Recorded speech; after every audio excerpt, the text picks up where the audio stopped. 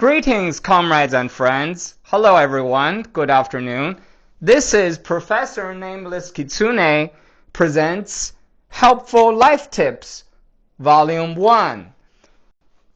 In today's episode, I will be talking about helpful life tips that I have learned throughout the nearly 28 years of my life. Some of these tips I have learned through experience, mistakes. Some of them I've learned from advice from friends and family. So let's begin.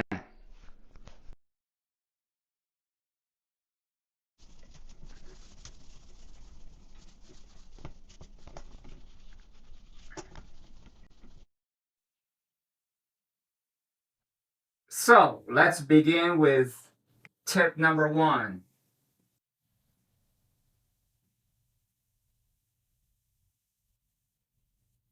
Tip number 1 is about driving.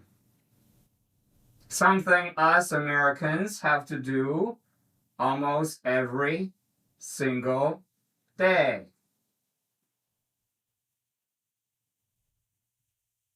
There are many things important about driving, and just in case you didn't learn this when you did your driving license, something very important that I have learned through personal experience is regardless if you're on the highway or if you're just on a regular road, when you see the following vehicles in front of you, for example, a big truck,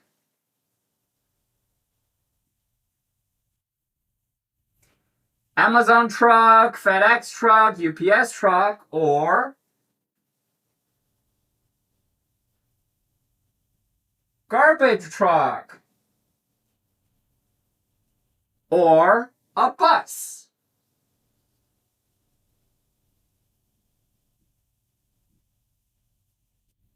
Any vehicle that is significantly larger in size than your car, whether that's a Mini Cooper, Mercedes, BMW, Ford, Volvo, Volkswagen, Nissan, Toyota, what have you, if the vehicle is significantly larger than yours and it's in front of you or near you, quite frankly, you want to keep a very good distance from it. Let's say there's a huge bus. There's a huge bus in front of your car.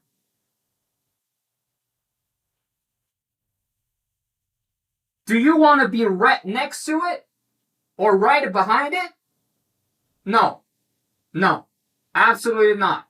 You want to have a good amount of distance away from it. You want to be far away from this kind of big vehicles, whether it's a truck, a garbage truck, or a big bus. You want to be far away from it. You don't want to be right behind it, right in front of it, or right beside it. It's very dangerous to be right close, whether that's in front of, behind, or on the sides of a vehicle like this. My personal experience, well, one time I was right behind a big truck carrying sand. I was about, a good more than one car distance actually behind it. And this big sand truck stopped abruptly. And some of the sand went on my windshield. Nobody got hurt. My car didn't get hurt. It just sand. It got blown away by wind. But that scared me. And that should scare you too. Because this kind of vehicle is very dangerous. And so you should stay far away. Okay? Keep a good distance. There's no need to rush. Safety is first when you drive. And especially with this kind of vehicle, you want to make sure your safety is absolutely guaranteed with full distance. Yeah, can't emphasize that enough. Just do it keep your distance from this. Keep your distance for all kind of vehicles, regardless big or small. It's just this kind of vehicle is especially dangerous. But you should keep a good distance when you drive, regardless of what kind of car is besides you. Small car, big truck, keep a good distance. But with big trucks, especially, you don't want to be right next to them. If you can, keep a distance. Okay, that's very important.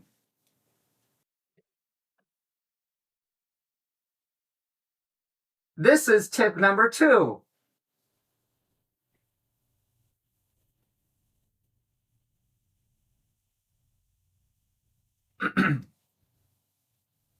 Tip number 2, credit cards.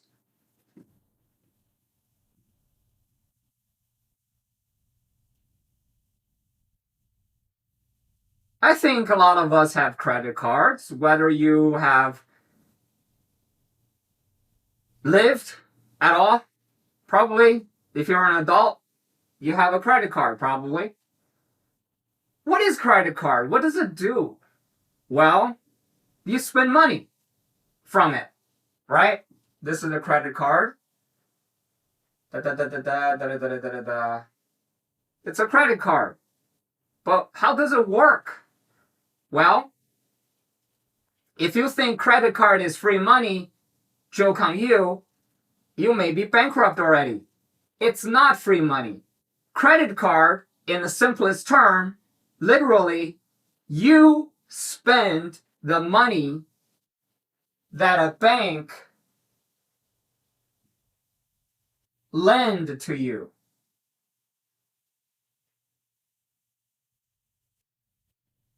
So, for example, XYZ bank lends you $100. That's your credit that you have from the bank. You spend the money that's not yours. Not yours. So, it's not free money at all. In fact, if you pay your credit card bill late, the bank will charge you an interest for the money that it lent to you. So every time you use your credit card to buy things on Amazon or eBay or whatever, you are borrowing money from your bank. That's how credit card works. And so every month, you should make sure that you pay your credit card bill in full, if possible. And if your bank says, oh, you don't have to pay it in full, you just have to pay a portion of it. That's how they get you to buy more things you don't need, and that's how they get you to pay their interest. Don't listen to them. If it's possible, pay your credit card debt in full every month. Okay? If your credit card debt is $100 at the end of this month, for example, you want to pay $100 in full by the end of the month. You don't want to pay just $5.50. You don't want to just pay $25, even though the bank may say, hey, Bob, it's okay. You just have to pay $25 instead of the $100. Well, guess what? That's how they get you. That's how they get you to mount and accumulate credit card debt, and that's how they get you to pay their ridiculous interest. So if it's possible for you, if you have money left, pay your credit card debt in full. Don't have anything left over for next month. So to avoid paying interest and accumulate debt. That's tip number 2. This is the last tip, and tip number 3.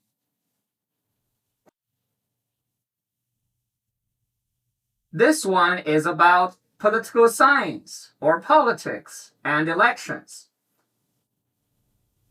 For those of you who are lucky enough to have the right to vote, it is important to know how voting works and how the political machine of this country runs your life. Many people may think that the presidential election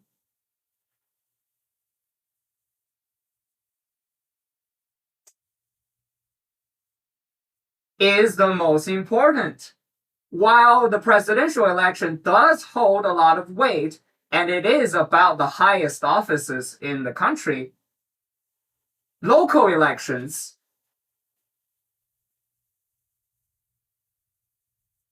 are also very important. But a lot of people don't vote in local elections because they think it's not as important as the presidential one. So that is why, if you look at local election data, the number of people voting in local elections are usually a lot lower than presidential elections. However, this is something very crucial to know. Most of the policies that impact your daily life are often made at the local level, meaning state, county, or city and village.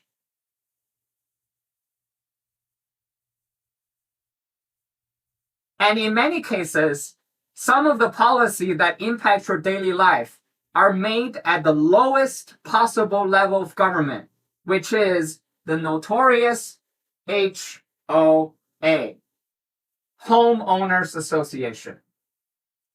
So this is why you should not only vote in presidential elections, you should also vote in every single state election, county election, city or village election, and HOA elections. Like I said just a moment ago, most of the policies that impact your daily life are often made at the local level, not the national level or the federal level, but the local level. There are a lot of things that the President of the United States can do to impact your daily life. That is true. However, the more specific the policy, the lower it gets. The President of the United States may be able to effect large-scale, big-picture policies, but in terms of specific policies, the local governments are the ones that are responsible. So for those of you who still think, oh, it's okay if I just vote in the presidential election, that's not enough, folks. That's not enough. You have to vote in all elections if you can. Now, maybe you're too busy to work or take care of your children. That is understandable. Just try your best to vote in as many elections as possible, especially local elections. It is very important for all of us to pay more attention to the local ones and the presidential one. All elections are very important.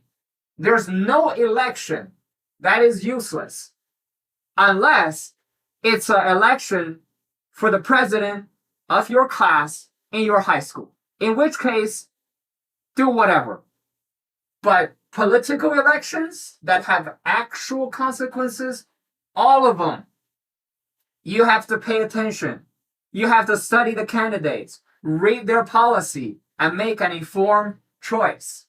That is how we stop politicians from quietly making policies that we don't know exists, that we don't know is happening, but it's already there to ruin our future. So this has been Professor Nameless Kitsune's Helpful Life Tip, Volume number 1. In the future, I will make more videos like this. Please like, comment, and subscribe to see my other content. Goodbye!